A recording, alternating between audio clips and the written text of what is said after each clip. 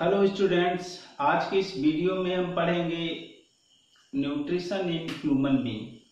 तो यहाँ पर हम सभी को पता होना चाहिए कि जो ह्यूमन बीइंग है उसमें जो न्यूट्रिशन होता है वह होता है कैसा, होलोजोइक। इसके पहले के वीडियो में हम सभी क्या पढ़े, न्यूट्रिशन इन अमीबा। ये वीडियो जो है वो क्लास 10th से रिलेटेड है और काफ़ी इम्पोर्टेंट वीडियो है। तो इसको आप बड़े ही आराम से पढ़िए और हर स्टेप को आराम से समझते चलिए। तो यहाँ पर आपको इसके पहले जो बताया गया कि जो अमीबा में न्यूट्रिशन होता है वो किस तरह का होता है, holozoic nutrition.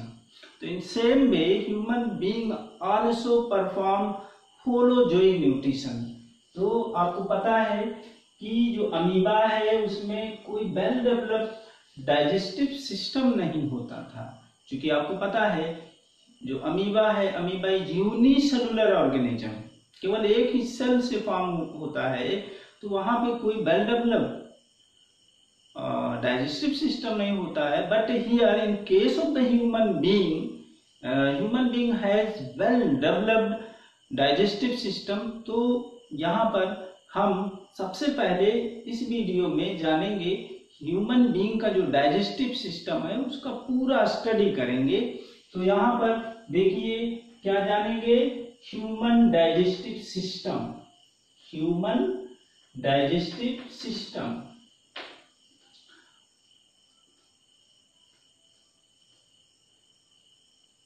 Human digestive system जैसे कोई भी जो सिस्टम होता है वह ऑर्गन से मिलकर बना होता है। मतलब कई ऑर्गन मिल करके क्या करते हैं, एक सिस्टम को फॉर्म करते हैं। तो यहाँ पर हम ये जानेंगे जो ह्यूमन डाइजेस्टिव सिस्टम है, this digestive system consist of, ये किससे बना होता है। सबसे पहले ये जानेंगे जो ह्यूमन डाइजेस्टिव सिस्टम है वो किन चीजों से बना होता है। तो आपको ये पता होना चाहिए, this one human digestive system consist of two things. One is an alimentary canal,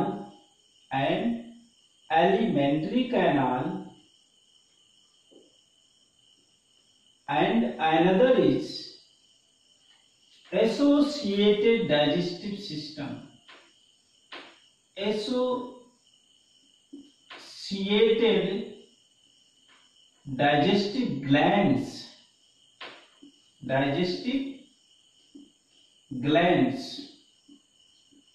It means human digestive system consists of two things. One is an alimentary canal and another is associated digestive gland. दो चीजों से बना होता है, एक होता है alimentary canal और it is also called digestive canal.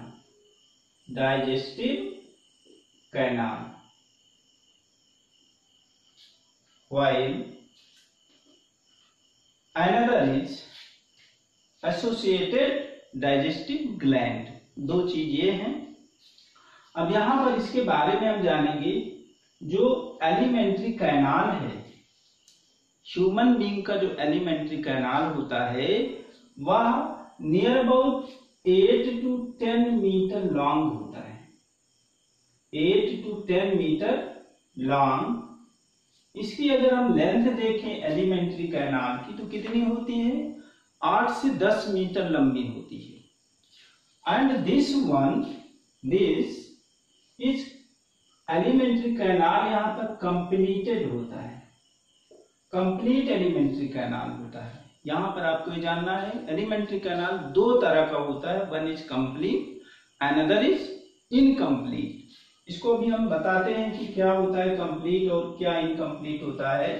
And this one an elementary canal of the human being और an a digestive canal of the human being extend from mouth to anus,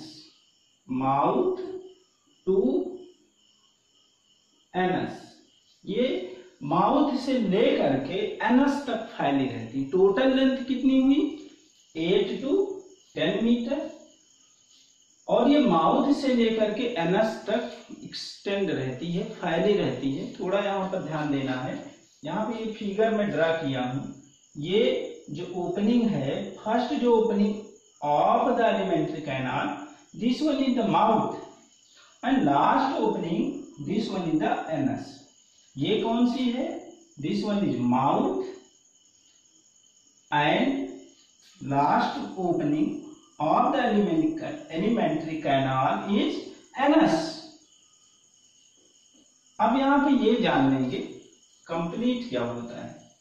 If elementary canal has both the opening, that is mouth and anus, अगर दोनों opening present होती है तो उस case में alimentary canal को बोलते हैं complete. If elementary canal has only one opening, केवल एक ही ओपनिंग है, and this one is the mouth, केवल अगर माउथ प्रेजेंट है तब उसको बोलेंगे इनकम्प्लीट। तो here in case of the human being alimentary canal has both the opening, that is mouth and the anus. तो क्या बोलेंगे इसको? It means here alimentary canal is complete. तो ये क्लियर हुआ, alimentary canal 8 to 10 metre long, it is complete, it means has both opening mouth and anus and extend from mouth to anus। ये mouth से anus तक यहां से पूरा लेकर के पूरा फैली हुई होती है। इसमें एक चीज और जानना है, जो ये ट्यूबुलर स्ट्रक्चर होता है और इसकी जो डायामीटर होती है अलग अलग जगहों पर अलग अलग होती है, यानी वैरी करती है। तो अब हम ये जानेंगे, चूंकि जो एलिमेंट्री कैनाल है ये कई पार्ट से मिलकर बना होता है, तो यहाँ पर जो एलिमेंट्री कैनाल वो कितने पार्टों से मिलकर बना होता है। सबसे पहले हम पार्ट्स के नाम जान लेंगे कि जो ह्यूमन डाइजेस्टिव कैनाल है, human alimentary canal, this one consist of many part, many organs. तो वो ऑर्गन्स कौन से हैं जो ह्यूमन डाइजेस्टिव कैनाल को फॉर्म करते हैं? तो यहाँ पर जो first part of the alimentary canal is the mouth. क्या है? Mouth. Second, this one is the mouth. अब यहाँ पर ये जो लिप्स होते हैं, दोनों लिप्स मूवेबल होते हैं, मूव कर सकते हैं, चलते हैं, और वही क्या फॉर्म करते हैं? माउथ को। उसके आगे ये लीड करती है आगे एक स्पेस में, और उस स्पेस को जो बोलते हैं, क्या बोलते हैं? सेकंड पार्ट हो जाएगा वह होता है माउथ कैविटी। क्या होता है? Mouth cavity. तो जो second part of the alimentary canal है वो माउथ कैविटी होती है। This mouth cavity covered by both side by cheeks in below side में क्या होता है? होता है लोअर जॉ। अपर साइड में क्या होता है? वो होता है क्या? अपर जॉ होता है। और इसके अलावा माउथ कैविटी में कई चीजें होती हैं। One is the tongue, another is teeth, ये प्रेजेंट होती है। इसी से रिलेटेड सैलिवरी ग्लैंड्स भी होती हैं। तो ये चीजें हैं। सेकंड पार्ट आपको क्लियर हुआ। This one is the mouth cavity, mouth cavity, और it is also called buccal cavity. इसको बकल कैविटी भी बोलते हैं, याद रखना है, बकल कैविटी। और it is also called oral cavity, oral cavity भी बोलते हैं। तो यहां पर ये बकल कैविटी हो गया। नेक्स्ट वन, इसके बाद जो एक ये स्ट्रक्चर होता है, third one is the pharynx. Third one is pharynx. तीसरा पार्ट होता है फेरिंग्स। यहाँ पर ये जो पार्ट है फनल शेप स्ट्रक्चर, ये होता है फेरिंग्स। ये पार्ट क्या है? फेरिंग्स होता है। और इसकी जो स्पेशल थिंग्स ये है, this part of the digestive system also the part of another another system and that is the respiratory system। मतलब ये है कि जो फायरिंग्स होता है ये दो सिस्टम का, हमारी बॉडी में बहुत सारे सिस्टम हैं जिनमें से जो फायरिंग्स है ये दो सिस्टम का पार्ट होता है। एक तो डाइजेस्टिव सिस्टम का और दूसरा कौन सा होता है, रेस्पिरेटरी सिस्टम। तो दोनों सिस्टम का ये पार्ट होता है। It means pharynx is the common part और common organ for digestive system and respiratory system, ये दोनों के लिए होगा, याद रखना है इसको। तो ये कॉमन होता है एंड दिस, इसके बाद ये लीड करती है और ये ओपन होती है दो जगहों पर। एक तो यहाँ पे रेस्पिरेटरी सिस्टम में जाएगी, यानी कि ये ग्लॉटिस में भी खुलेगी और इधर ये ग्लट में भी खुलता है। और अगला जो पार्ट होता है वो होता है oesophagus. Oesophagus next part of digestive system is oesophagus. अगला जो पार्ट है वो है ऑइसोफेगस। ऑइसोफेगस, और या इसको और एक नाम से जानते हैं, इसको बोलते हैं फूड पाइप। फूड पाइप जो हमारे यहाँ पर नेक रीजन से और फिर थोरैक्स रीजन से पास होती हुई और फिर ये जा करके जो स्टमक होता है थोरैसिक कैविटी में, एब्डोमिनल कैविटी में सॉरी, यहाँ पर ये इसमें ओपन होती है और इसको बोलते हैं स्टमक। क्या बोलते हैं, स्टमक बोलते हैं। तो नेक्स्ट पार्ट जो है वो क्या है, स्टमक। स्टमक हो जाएगा। उसके बाद का जो पार्ट है ये पूरा, ये पार्ट यहां तक का पार्ट ये कहलाता है इंटेस्टाइन। स्मॉल इंटेस्टाइन में होता है। कौन सा, स्मॉल इंटेस्टाइन। Small intestine. और उसके बाद जो अगला जो पार्ट होता है वो होता है लार्ज इंटेस्टाइन। कौन सा, लार्ज इंटेस्टाइन होता है। यहां पर जो स्मॉल इंटेस्टाइन है दिस हैज 3 पार्ट। इसके ये फिर फर्दर डिवाइडेड होता है और इसके 3 पार्ट्स होते हैं। ये जो पार्ट होता है जिसमें स्टमक ओपन होती है इसको डियोडिनम बोलते हैं। क्या बोलते हैं, डियोडिनम। और उसके बाद का जो पार्ट होता है डियोडिनम के बाद, ये डियोडिनम सी शेप होता है। उसके बाद का पार्ट जेजुनम होता है। कौन सा पार्ट होता है, जेजुनम। और इसका जो लास्ट पार्ट होता है, last part of the small intestine, this one is the ilium. और फिर ये इलियम, यहां पर एक पार्ट है ये लार्ज इंटेस्टाइन, ये फिर ये सीकम में जाके ओपन होती है। किसमें, सीकम में। बहुत ही छोटा पार्ट होता है सीकम।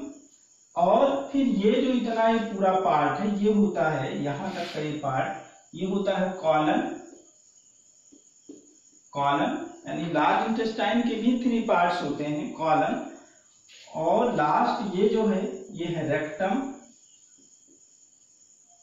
और रेक्टम की जो लास्ट में जो ओपनिंग होती है उसको एनस बोलते हैं। क्या बोलते हैं, एनस। तो यहाँ स्मॉल इंटेस्टाइन के 3 पार्ट्स, डियोडिनम, जेजुनम और इलियम। लार्ज इंटेस्टाइन के 3 parts, caecum, colon and rectum.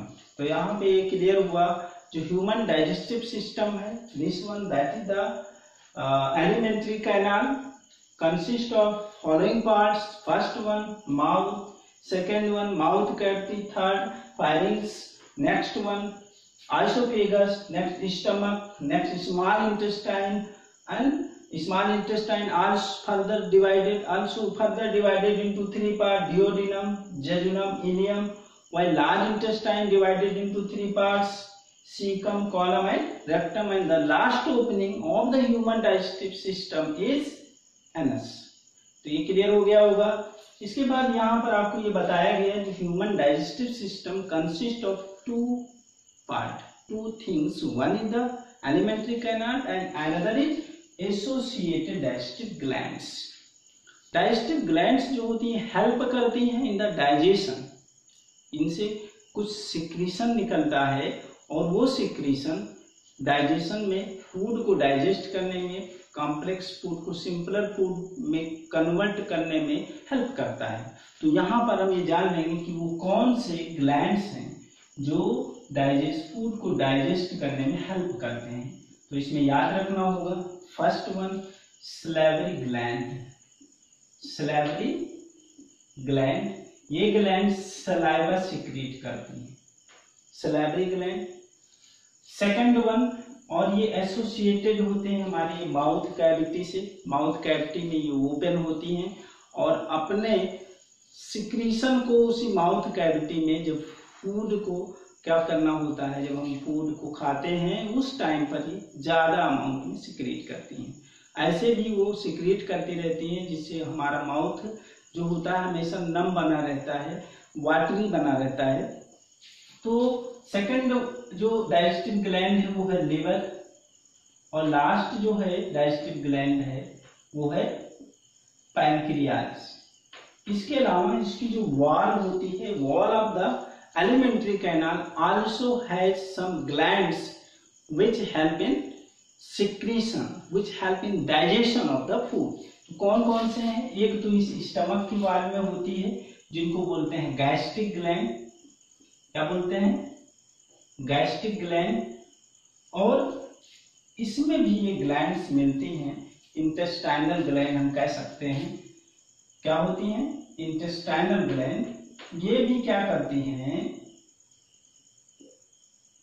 Juice को सिक्रीट करके और फूड को डाइजेस्ट करने में हेल्प करती हैं।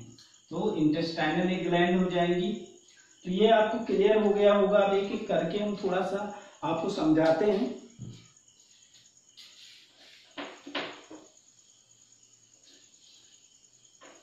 यहाँ पर सबसे पहला जो आपको बताया गया क्या है? माउथ। दिस वन माउथ, ये है माउथ। ये दो लिप्स से, दो होठ्स को दो होठ मिल करके क्या करते हैं? माउथ को फॉर्म करते हैं। और ये होते किसके लिए हैं? जो माउथ है मेनली रिस्पॉन्सिबल फॉर, ये किसके थ्रू फॉर्म होता है? लिप्स के थ्रू।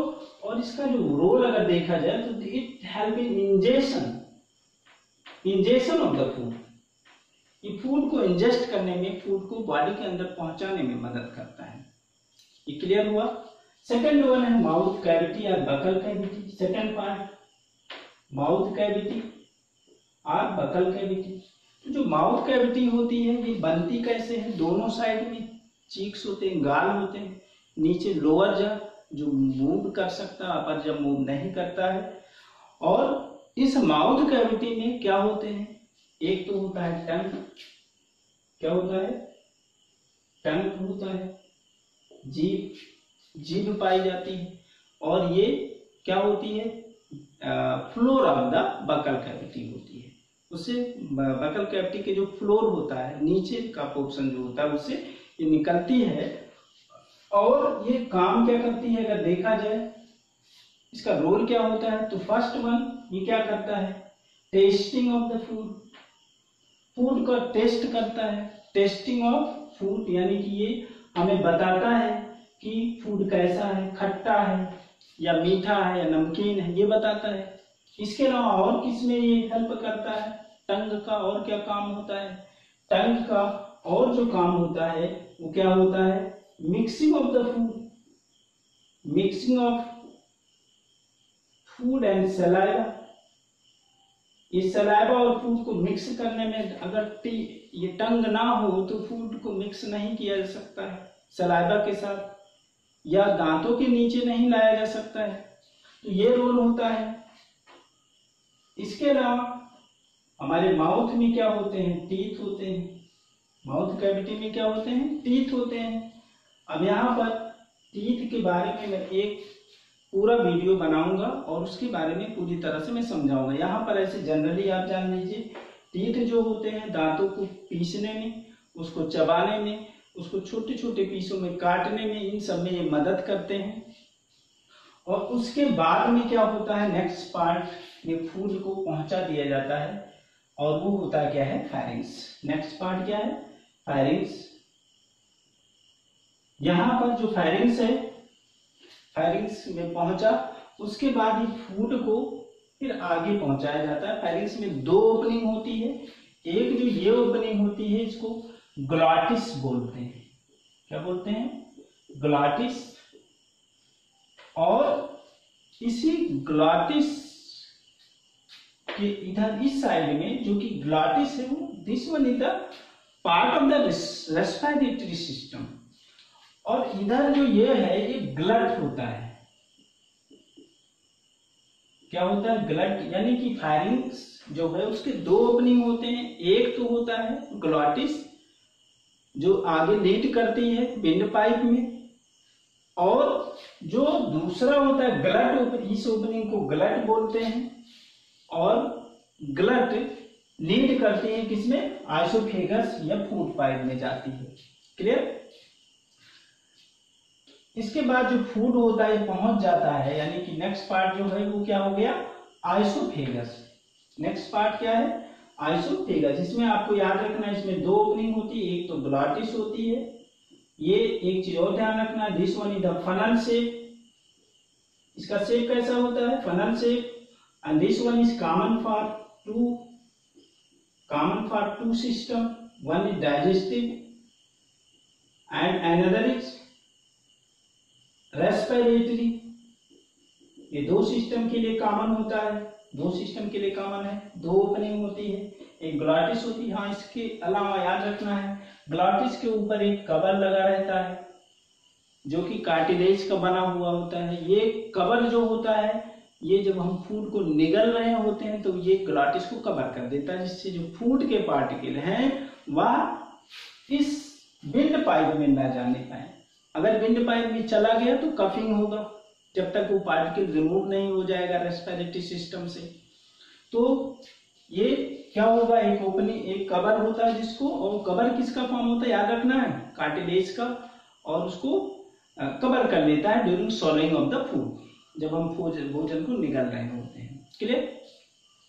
अब हम देखते हैं इसके बाद नेक्स्ट पार्ट जो है वो क्या है, दिस वन आइसोफेगस। अगला जो पार्ट है वो आइसोफेगस है। आइसोफेगस देखते हैं। आइसोफेगस जो है एक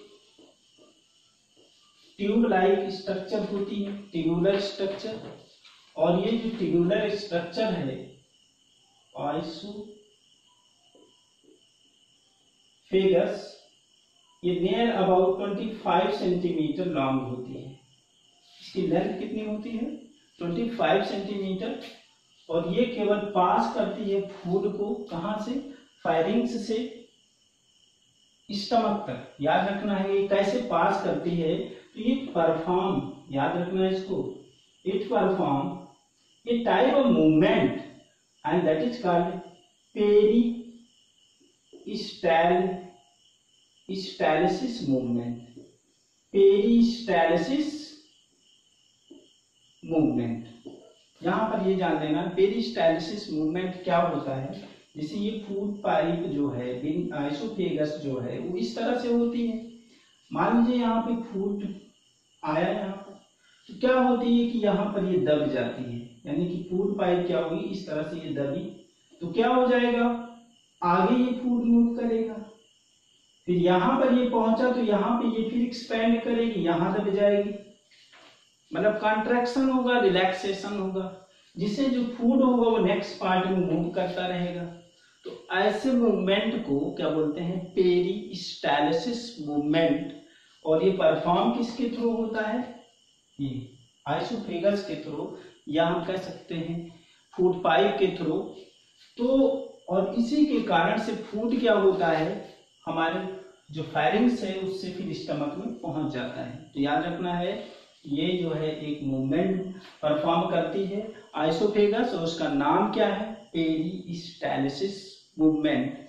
and this help in passage of the food from pharynx to the stomach. Next हम लोग देखते हैं स्टमक। स्टमक ये है। स्टमक जो होता है आपको ये दिख रहा होगा, ये जे शेप होता है। किस शेप का होता है? जे shape. J shape structure and this one is the broadest part of alimentary canal. ये सबसे चौड़ा होता है, सबसे ज्यादा चौड़ा यहाँ पर होता है, यहाँ पे डायमीटर ज्यादा होती है। और ये भी क्या करता है, इसका रोल अगर हम देखें, स्टमक कई अगर काम अगर करता है तो एक तो होता है storage of the food. Storage of food, ये फूड को स्टोर करता है। यहां पर आकर के food near about 4 to 6 hours, लगभग 4 से 6 घंटे तक स्टमक में आकर के फूड रुकता है। इसके अलावा और क्या काम करता है? जिस तरह से यहाँ पे ये बताया गया, oesophagus perform peristalsis movement in same way, यहाँ पे और तेजी से होता है। क्या करता है? Stomach also perform peristalsis movement. कौन सा मूवमेंट? Peristalsis movement. और आपको क्लियर कर दिया गया कि वास्तव में पेरिस्टालिसिस मूवमेंट क्या होता है, पता हो गया वो। तो यहाँ पर ये पेरिस्टालिसिस जो मूवमेंट करता है तो इससे क्या होते हैं, जो फूड के पार्टिकल होते हैं वो क्या होते हैं, उनकी चूर्निंग होती है, मैकेनिकल डाइजेशन होता है। तो ये क्या काम करता है? चूर्निंग ऑफ द फूड, एक काम तो ये कर देता है। इसके अलावा आपको पता होना चाहिए जो वॉल होती है of the stomach also contain a type of glands that is called gastric gland, and this gland जो होता है secrete a type of juice, and this juice contain chemicals like enzymes, और वो क्या करते हैं? Help in digestion. तो ये डाइजेशन भी करता है, डाइजेशन ऑफ द फूड।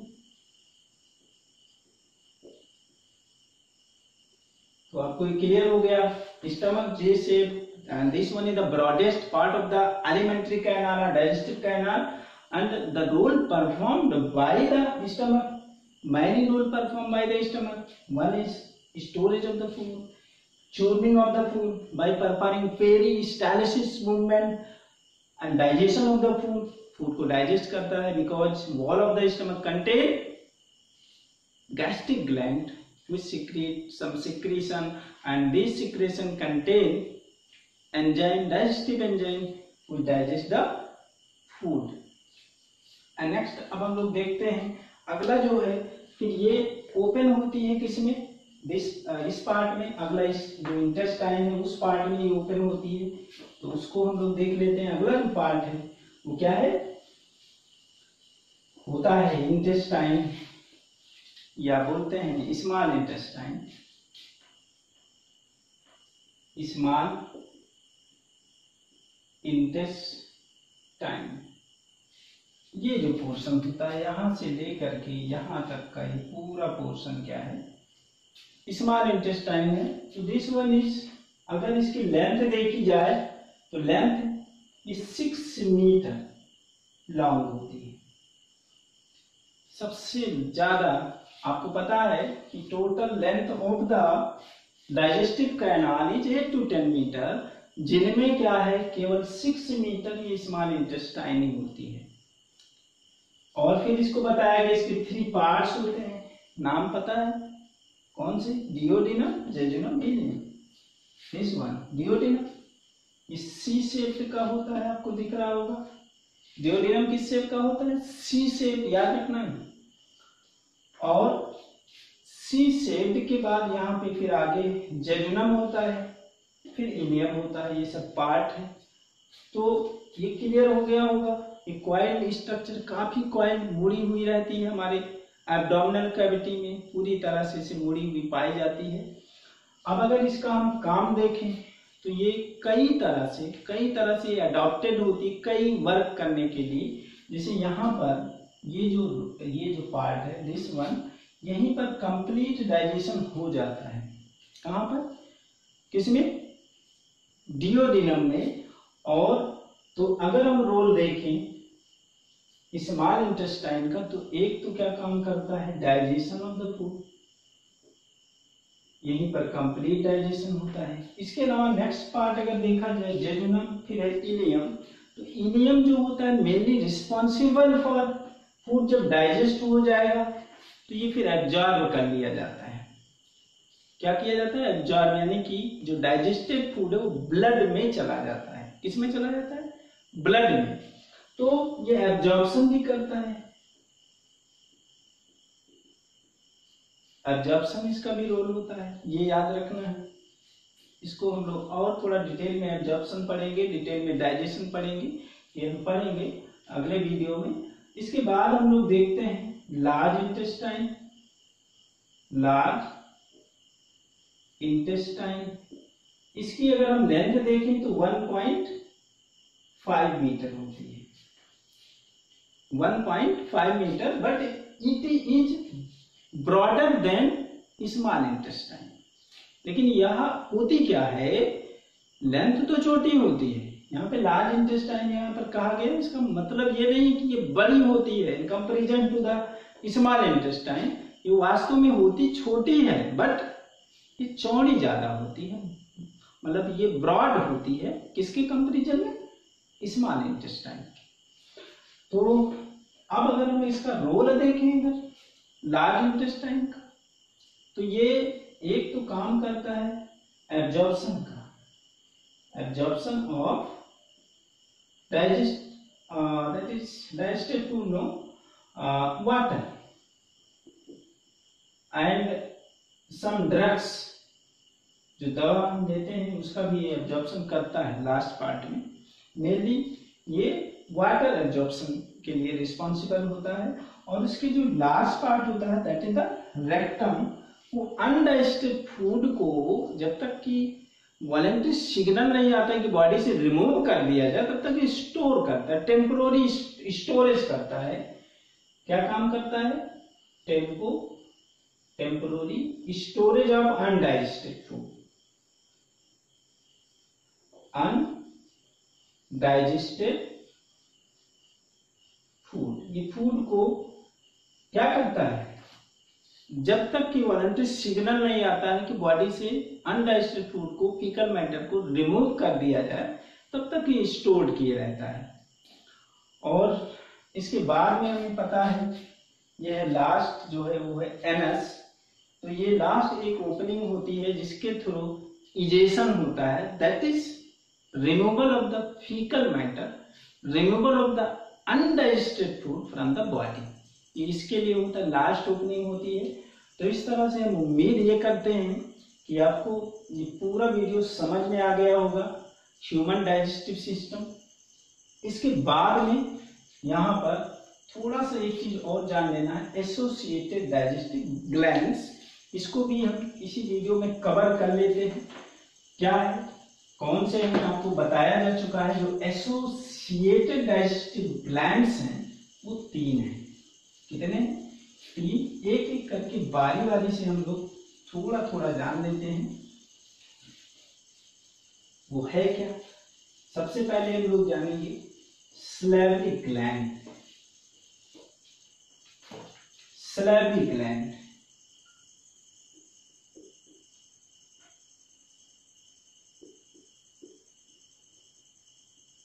ये होती है, यहां पर आपको ये जान लेना है, ये एक टाइप की एक्सोक्राइन ग्लैंड है। एक्सोक्राइन ग्लैंड, इसको भी मैं एक्सप्लेन कर दे रहा हूं कि क्या होता है एक्सोक्राइन ग्लैंड। और ये जो सिक्रीशन सिक्रीट करती है, इससे जो ग्लैंड से जो निकलता है इसको सलाइवा बोलते हैं। क्या बोलते हैं, सलाइवा।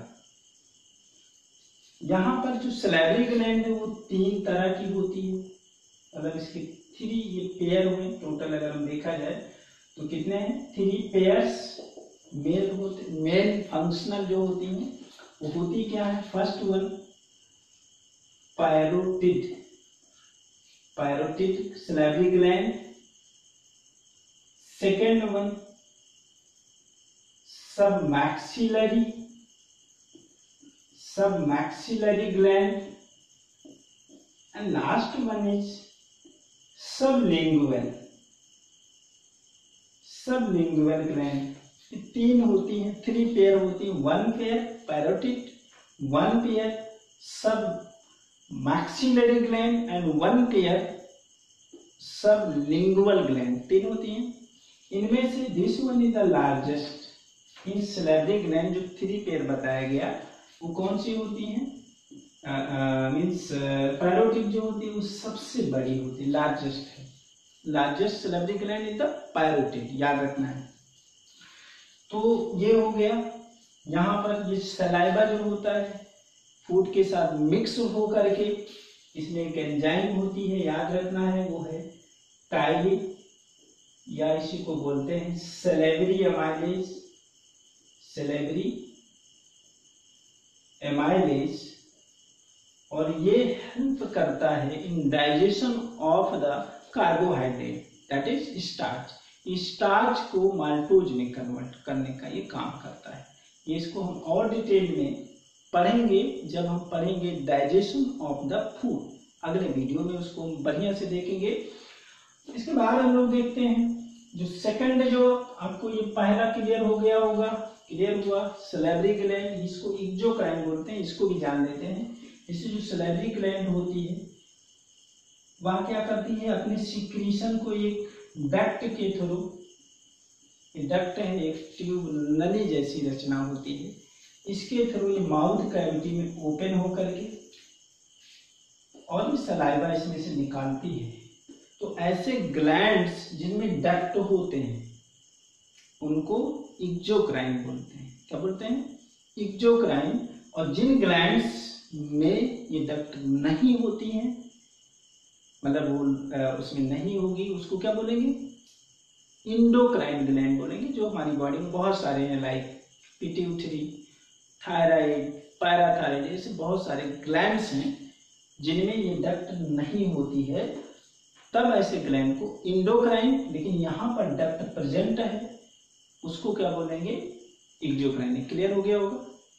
चलिए अब हाँ, एक चीज और जानना है, इनका अगर लोकेशन अगर पूछ लिया जाए तो ये भी याद रखना है कि कहाँ मिलता है।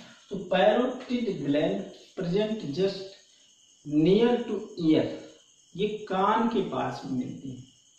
इसके अलावा सब मैंडिबल, सब मैक्सिलरी या मैंडिबल भी बोलते हैं ग्लैंड प्रेजेंट इन लोअर जा, मतलब निचले जबड़े में मिलती है।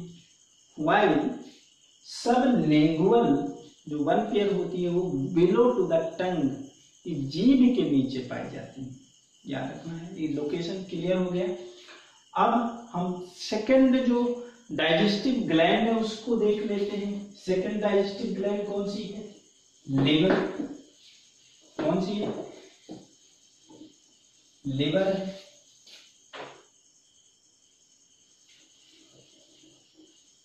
थोड़ा सा इसको भी देख लेते हैं इसी टाइम पर।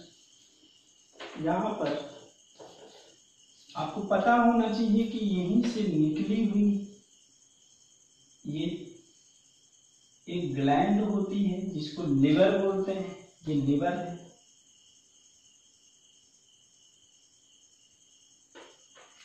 तो सेकंड जो है वो क्या है, लिवर है। इसके बारे में जानना बहुत ही इंपॉर्टेंट आर्गन है।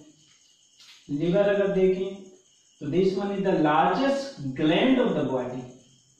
क्या है, जितने भी ग्लैंड है हमारी बॉडी में उनमें सबसे largest gland of the human body. अगर इसका वेट देखें, वेट ऑफ लिवर ये होता है 1.5 kg, 1.5 kg का होता है। और इससे ही रिलेटेड, इसी से जुड़ी हुई एक स्ट्रक्चर होती है जिसको गॉल ब्लैडर बोलते हैं, याद रखना है इसको भी, गॉल ब्लैडर। ये बहुत सारे वर्क करता है लिवर। तो यहाँ पर अगर हम लिवर का ये देखें क्या ये काम करता है, तो लिवर से एक जूस सिक्रीट होता है और उसको बोलते हैं बाइल जूस। और इस ये बाइल जूस को यहाँ पे ये सिक्रीट करता है, याद रखना है। इसका सिक्रीशन कौन करता है? लिवर करता है। बाइल जूस का सिक्रीशन कौन करता है? लिवर करता है। और ये जब ये सिक्रीट कर देता है तो जा करके स्टोर्ड होता रहता है। इसका स्टोरेज कहाँ होता है? गाल ब्लैडर में। कहाँ होता है? गाल ब्लैडर, याद रखिए इसको भी। और फिर इस बाइल जूस जो हेल्प करती है, bile juice help in digestion of the food. ये फूड को डाइजेस्ट करता है, digestion of food.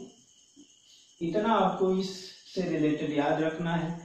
Liver is the largest gland of the body and the weight of the liver is 1.5 kg, and this secrete juice, and this juice is called bile or bile juice, and this one is stored, that is the bile juice is stored in gall bladder।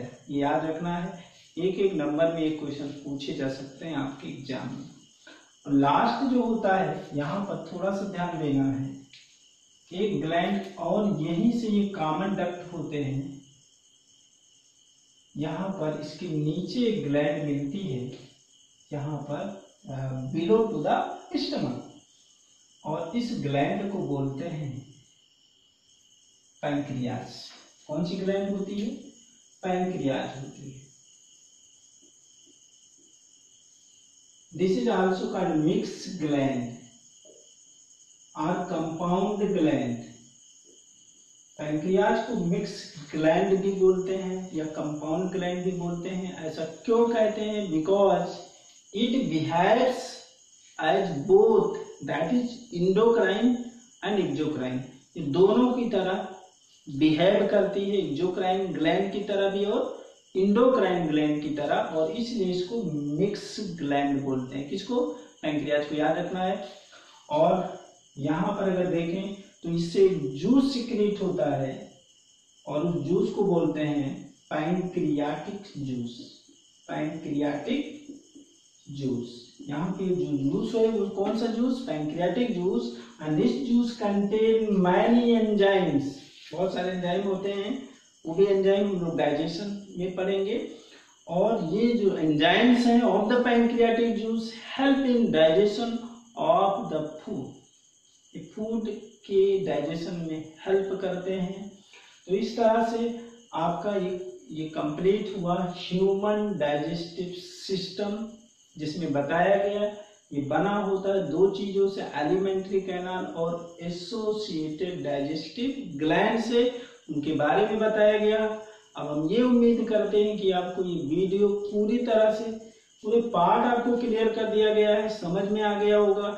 इससे संबंधित अगर कोई question आया तो आराम से आप लिख ले जाएंगे। Thank you.